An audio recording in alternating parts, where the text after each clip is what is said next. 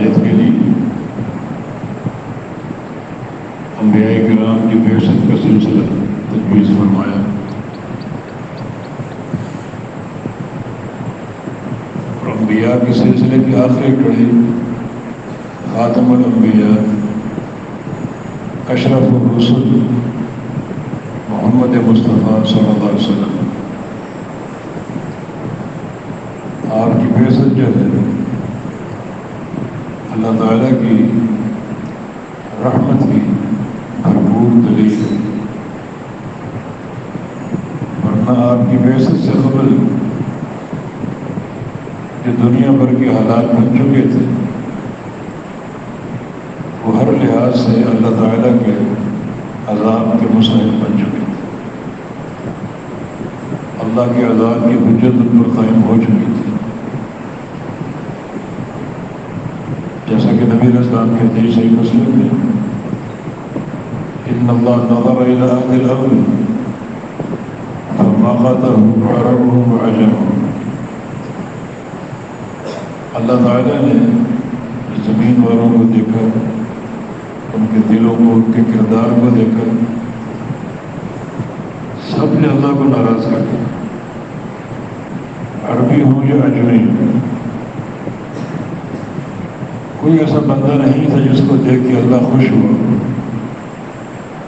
الا بقایا اہل کتاب، چند اہل کتاب موجود تھے جو تورات یا انجیل پر معراج ہیں، مگر وہ انگلیوں پر گننے جیسے تھے، باقی پوری دنیا گمراہی کا شکار تھی،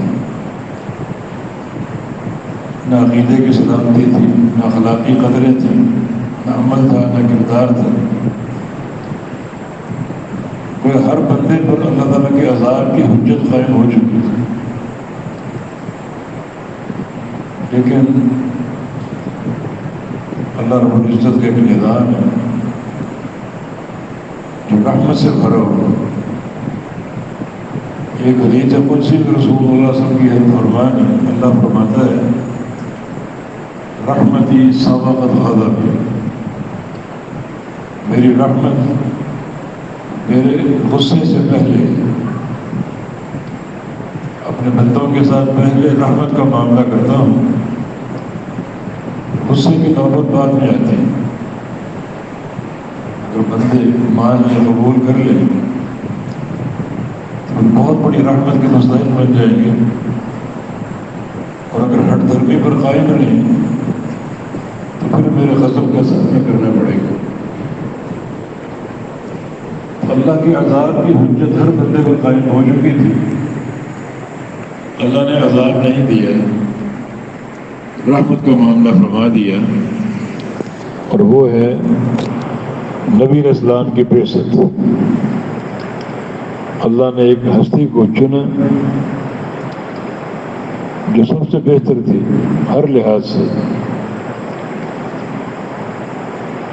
انہیں منتخب کیا نبوت کے لیے، رسالت کے لیے، ان کو مبعوث فرما دیا، اور ہمیں یہ ہدایت دے دی وَإِن تُطِيعُوهُ تَهْتَدُوا، اگر اس شخصیت کی اطاعت کرو گے تو ہدایت پا جاؤ گے، یعنی تمہاری ہدایت اسی شخصیت کے ساتھ مربوط ہے، اس کی پیروی ہو، اس کی اتباع ہو، اس کی اطاعت ہو،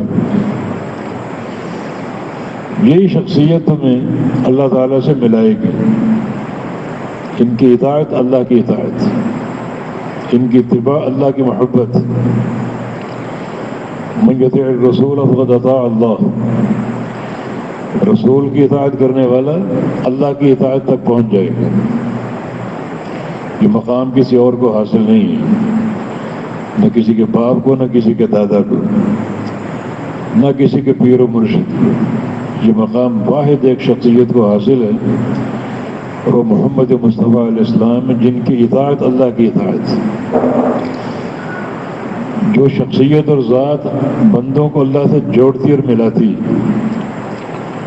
قُلْ إِن كُنتُمْ تُحِبُّونَ اللَّهَ فَاتَّبِعُونِي يُحْبِبْكُمُ اللَّهُ، کہہ دیجیے اگر تم اللہ کی محبت چاہتے ہو تو میرے رسول کی اتباع کرو، تم اللہ کے محبوب بن جاؤ گے۔ اس سے بڑی کوئی سعادت نہیں کسی بندے کو اللہ کی محبت مل جائے، اور یہ راستہ بھی نبی علیہ السلام کی اتباع کا راستہ ہے۔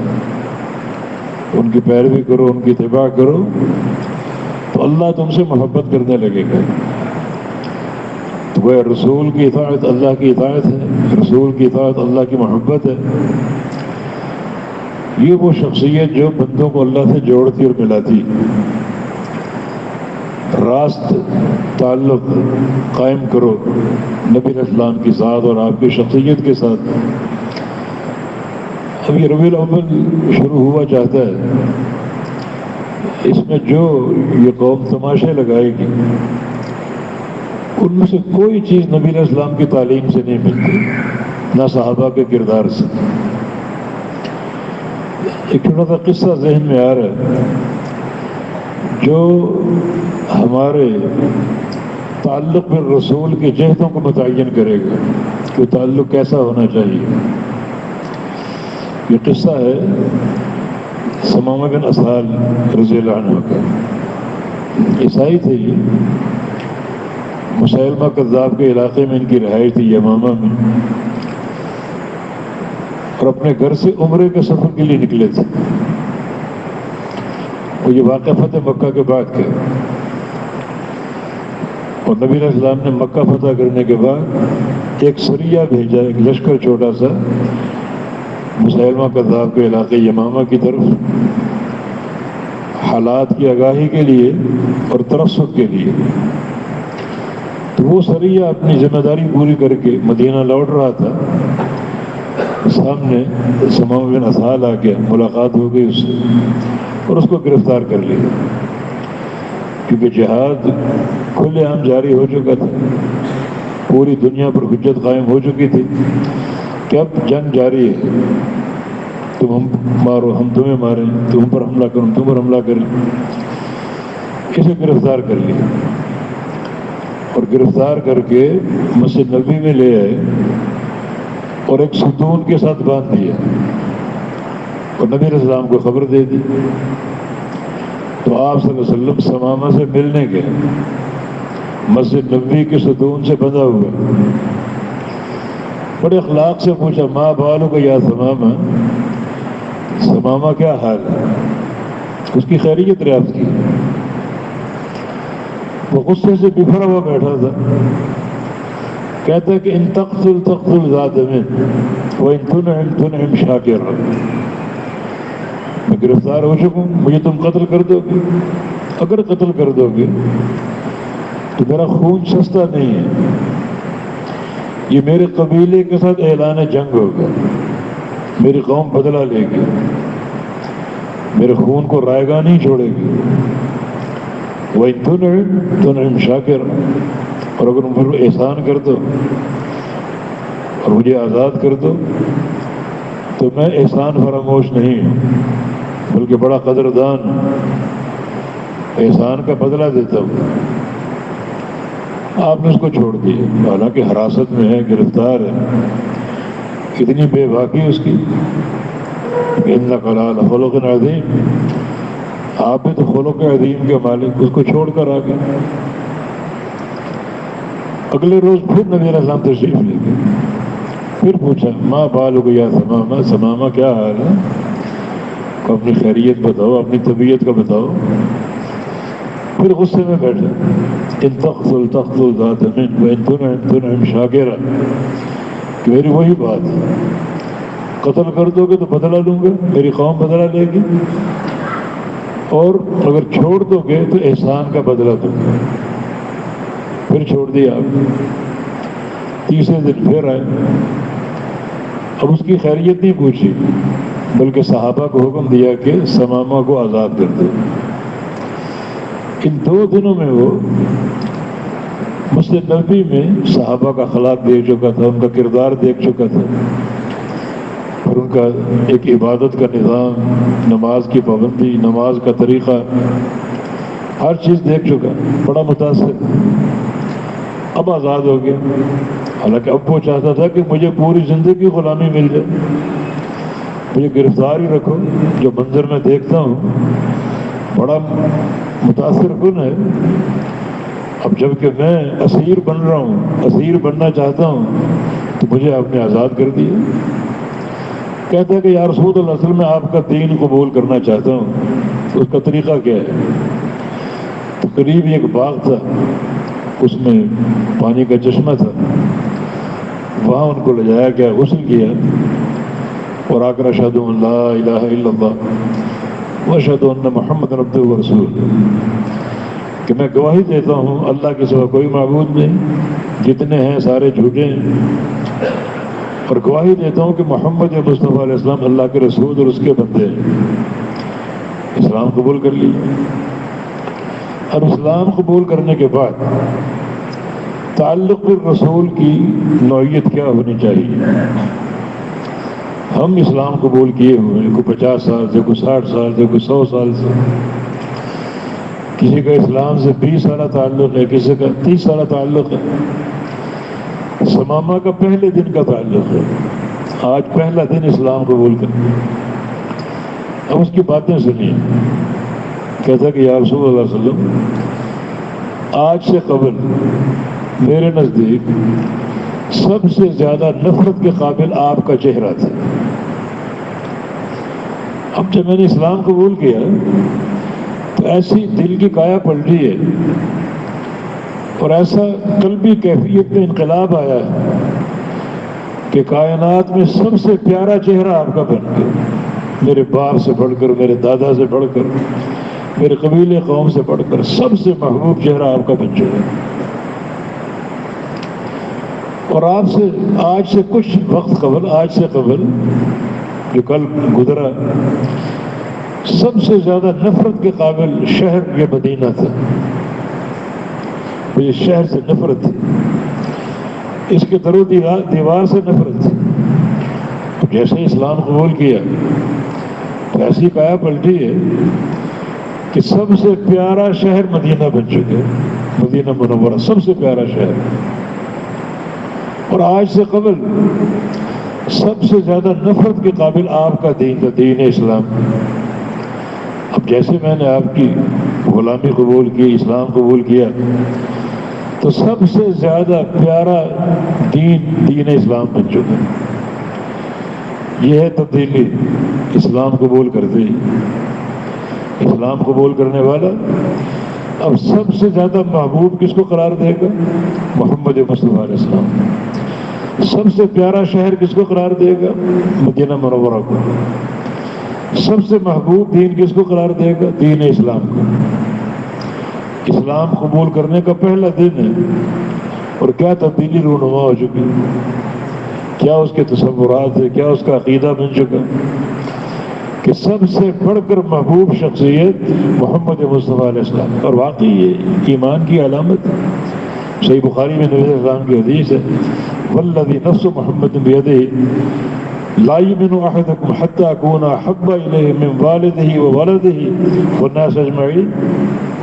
اس ذات کی قسم جس کے ہاتھ میں میری جان ہے، اس وقت تک تم مومن نہیں ہو سکتے جب تک مجھ سے محبت نہ کرو، ایسی محبت کہ تمہاری اولاد کی محبت سے بڑھ کر، تمہارے ماں باپ کی محبت سے بڑھ کر، اور پوری دنیا کی محبت سے بڑھ کر۔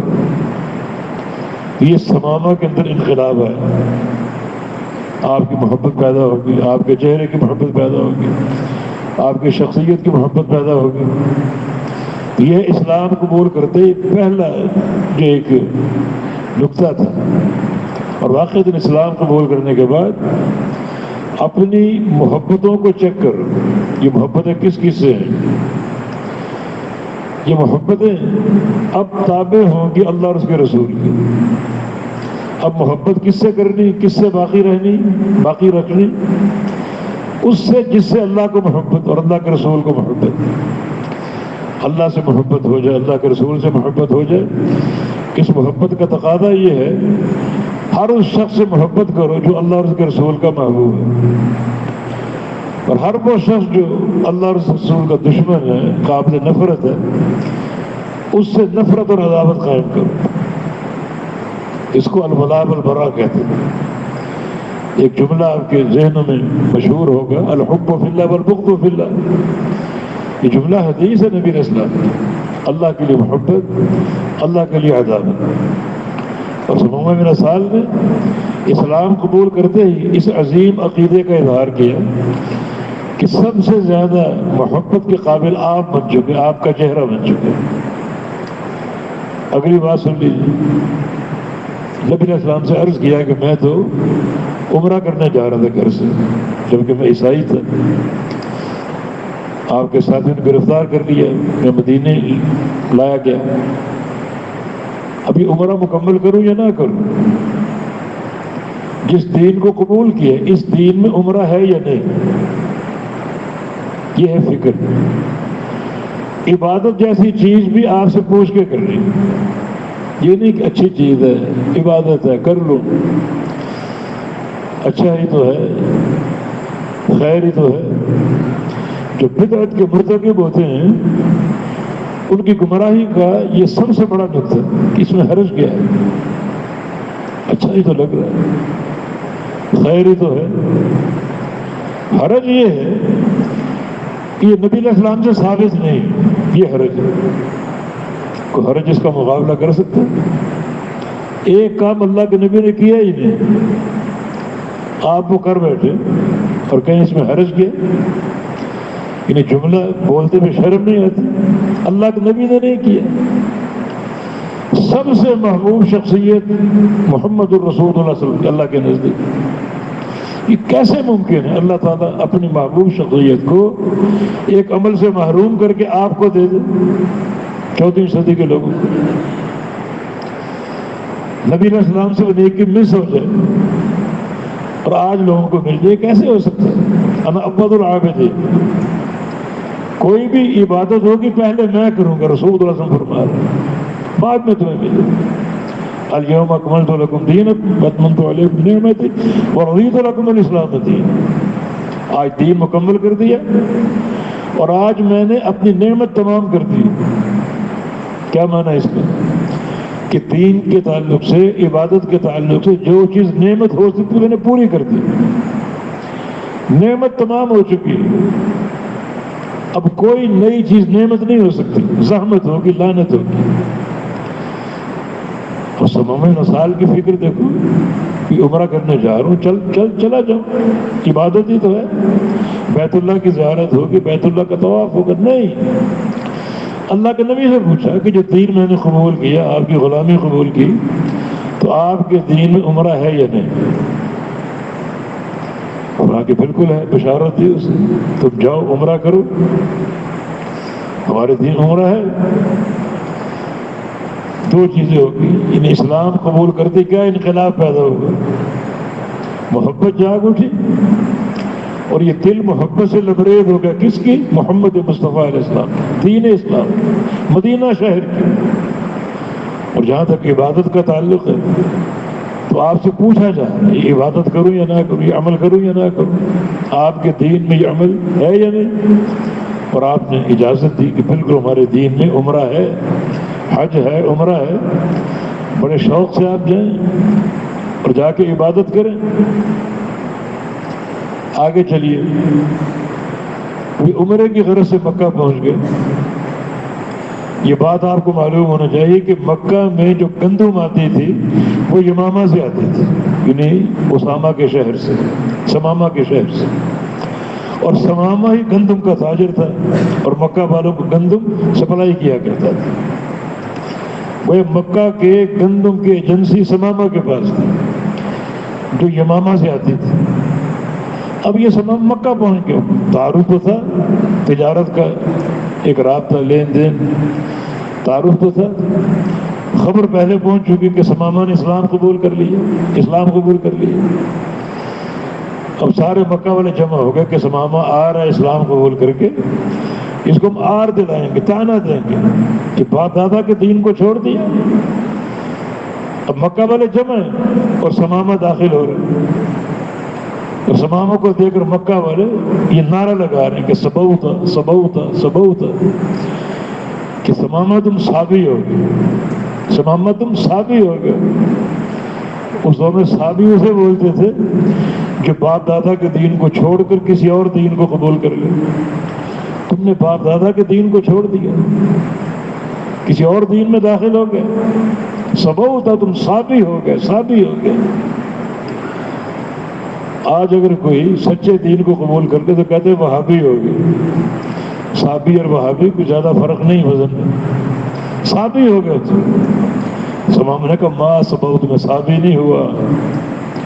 صحابی کا معنی بے دین ہو گئے، میں بے دین نہیں ہوا، صحابی نہیں ہوا۔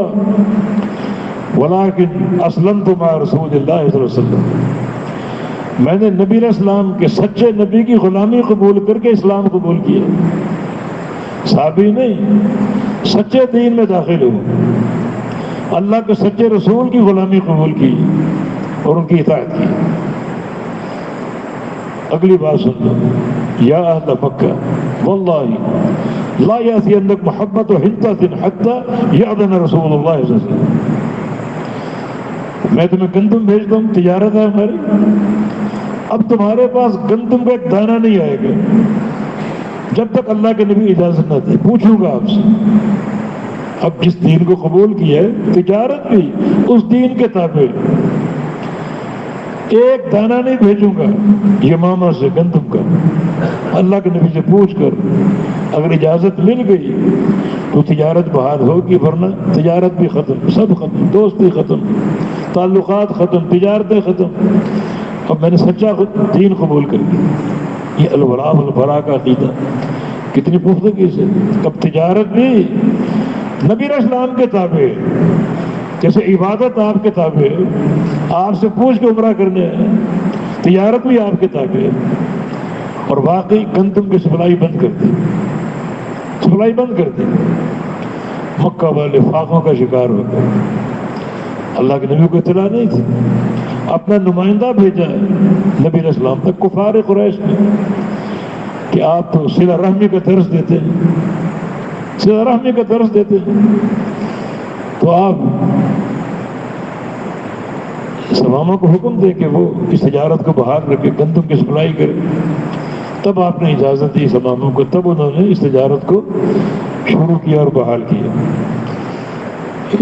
چھوٹا سا قصہ ہے مگر اس میں اسلام قبول کرنے کے بعد انسان کی کیا کیفیت ہو، کیا حالت ہو، کیا نوعیت ہو اور کیسا تعلق بالرسول ہو، یہ بات واضح ہوتی ہے۔ اب سب سے زیادہ محبت کس سے، سب سے بڑھ کر محبوب شہر کون سا، سب سے بڑھ کر محبوب دین کون سا، عبادت کس سے پوچھ کے کرنی، تجارت کس سے پوچھ کے کرنی، تو دین دو ہی چیزوں کا نام ہے، عبادت، تجارت، دین اور دنیا۔ دین بھی گزرے گا نبی علیہ السلام سے پوچھ کر، آپ کی تعلیمات کے مطابق، دنیا بھی بسر کریں کہ نبی علیہ السلام کی تعلیمات کے مطابق۔ تو چھوٹا سا یہ قصہ سماوین سال کا، اسلام قبول کرتے ہی فوراً کیا ان کا اتباع کا معاملہ ہوا، کیا محبت کا معاملہ ہوا۔ ہر چیز اللہ کے نبی کے تابع کرتے، تجارت بھی آپ کے تابع کرتے۔ ہم اپنا جائزہ لیں، ہم جناب 50 سال کے مسلمان، دعوے بہت ہیں عشق رسول کے، محبت کے، مگر ہمارا نظام کیسا ہے، عبادت کا نظام کیسا ہے، تجارت کا نظام کیسا ہے۔ سودی کاروبار ہم چھوڑنے کو تیار، حکام تک کہتے ہیں ملک پاکستان کا سودی معیشت کے بغیر گزارا نہیں۔ اللہ سے اعلان جنگ ہے، 100 سال کا کہ مسلمان، یہ تعلق بالرسول، یہ تعلق بالرسول کی نوعیت ہے۔ اسلام قبول کرتے ہر چیز نبی علیہ السلام کے تابع، پورا نظام نبی علیہ السلام کے تابع، یہ حقیقت میں محبت ہے۔ یہ ربیع الاول کا مہینہ نبی علیہ السلام کی پیدائش کا مہینہ معروف ہے، تو کیوں نہ ہم اپنے ان تعلقات کی تجدید کریں، سچا اور حقیقی ایمان لائیں، اطاعت کا بھرپور جذبہ ہو، محبت ہو، محبوب جیسے اللہ کے نبی چاہتے ہیں۔ کیا چاہتے ہیں کہ میری محبت والدین کی محبت سے بڑھ کر ہو، اولاد کی محبت سے بڑھ کر ہو، اور پوری کائنات کی محبت سے بڑھ کر ہو۔ تب وہ مومن ہوگا. مانا ایک بندے کے دل میں اللہ کے نبی کی محبت نہیں ہے تو مومن ہو سکتا ہے؟ نہیں ہو سکتا. ایک بندے کے دل میں نبی علیہ السلام کی محبت تو ہے مگر وہ اولاد کی محبت سے، ماں باپ کی محبت سے کم ہے، مومن ہو سکتا ہے؟ نہیں ہو سکتا. ایک بندے کے دل میں محبت تو ہے مگر وہ ماں باپ کی محبت اور اولاد کی محبت کے برابر ہے، مومن ہو سکتا ہے؟ نہیں ہو سکتا. مومن کون ہے؟ جس کے دل میں رسول اللہ صلی اللہ علیہ وسلم کی محبت ہو، ماں باپ کی محبت سے بڑھ کر، اولاد کی محبت سے بڑھ کر، جس کا ایک ہی معنی ہے، ایک طرف ماں باپ کی خواہش ہو، اولاد کی خواہش ہو، اور ایک طرف اللہ کے رسول کا فرمان. یہ آپ کی محبت کا امتحان ہے، کیونکہ محبت اصل اطاعت کا نام ہے. صحابہ کی ایک جماعت نبی علیہ السلام کے پاس آئی، ہمارے دلوں میں اللہ کی محبت ہے، اندر چھپی ہوئی ہے، اس محبت کو کیسے پرکھیں، کیسے چیک کریں؟ کوئی فارمولہ ہے ایسا اس محبت کا امتحان ہو سکے؟ سچا کون ہے، جھوٹا کون؟ اس سوال کا جواب آپ کے پاس نہیں تھا. آپ ناطق وحی تھے، اللہ کی وحی سے بولتے تھے، کیونکہ سوال چونکہ بڑا اہم تھا. اللہ کی وحی آگے، قُلْ إِن كُنتُمْ تُحِبُّونَ اللَّهَ فَاتَّبِعُونِي. اگر تم اللہ کی محبت کے دعوے دار ہو اور محبت کی صداقت کا ثبوت چاہتے ہو، کسوٹی چاہتے ہو، فارمولہ چاہتے ہو، تو کسوٹی ایک ہی. اللہ فرمائے میری محبت کو چیک کرنا چاہتے ہو، سچائی یا جھوٹ، ایک ہی کسوٹی، فَاتَّبِعُونِی، میرے حبیب کی اتباع کرو. یہ کسوٹی میرے حبیب کا متبع ہے، اس کی محبت سچی ہے میرے ساتھ. جو میرے حبیب کی اتباع نہیں کرتا اس کی محبت کے سارے دعوے جھوٹے ہیں، سارے قصیدے اس کے باطل ہیں، اگر اتباع نہیں ہے. ایک ہی فرق. اب سب سے بڑھ کر میری محبت ہے، ماں باپ سے بڑھ کر، اولاد سے بڑھ کر، مانا یہی ہے کہ محبت دین میں اطاعت کا نام ہے. ایک طرف ماں باپ کی خواہش ہو، اولاد کی خواہش ہو، بلکہ پوری دنیا کی خواہش ہو، اور مقابلے میں اکیلے محمد مصطفیٰ علیہ السلام کا فرمان ہو، تو آپ کی محبت کا امتحان. اگر آپ نے دنیا کو ٹھکرا دیا، ماں باپ کی خواہش کو ٹھکرا دیا، اولاد کی خواہش کو ٹھکرا دیا، اور اللہ کے نبی کے فرمان کو سینے سے لگا دیا، تو مانا آپ دعوی محبت میں سچے ہیں. اللہ سے محبت کا دعویٰ بھی سچا ہے اور اللہ کے حبیب کی محبت سے دعویٰ بھی سچا ہے. اور اگر آپ نے نبی علیہ السلام کے فرمان سے منہ پھیر لیا، دنیا کی طرف جھانک کر ہی دیکھ لیا، تو یہ آپ کے ایمان کا امتحان، ناکام ہو رہے ہیں. اور دنیا کی بات کو مان لیا، اللہ کے پیغمبر کی بات کو ٹھکرا دیا، تو یہ محبت کے سارے دعوے جھوٹے ہیں. نہ اللہ کے نبی کی محبت سچی ہے، نہ اللہ کی محبت سچی ہے. تو اپنے محبت کا جو نقطہ ہے اس کو سوچنے کی کوشش کرو، اس پر غور کرو. یقیناً یہی ہماری سچی اور حقیقی کامیابی کی بنیاد اور اساس. اور زمام بن اسال کے قصے نے ان سارے حقائق سے پردہ اٹھایا کہ ہمارا کردار بالکل ایسا ہونا چاہیے. تو اس موضوع پر بات ہوتی رہے گی انشاءاللہ. اللہ تعالیٰ ہمیں توفیق دے کہ ہم اپنے دلوں میں اپنے حبیب کی، اللہ کے رسول کی سچی محبت بسا لیں. وہ محبت جس کی آئینہ دار اطاعت ہے، وہ محبت نہیں ہے جو اطاعت سے خالی ہو، اور وہ اطاعت نہیں ہے جو محبت سے خالی ہو. دونوں چیزیں ساتھ ساتھ ہو، بلکہ محبت نام ہی اطاعت کا ہو. والتوفيق بيد الله تعالى. أقول قولي هذا وأستغفر الله لي ولكم، وآخر دعوانا أن الحمد لله رب العالمين.